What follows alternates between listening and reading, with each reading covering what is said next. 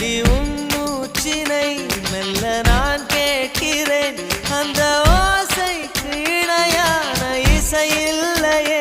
உந்தன் கூந்தல் முடி கொஞ்சம் அசைகின்றது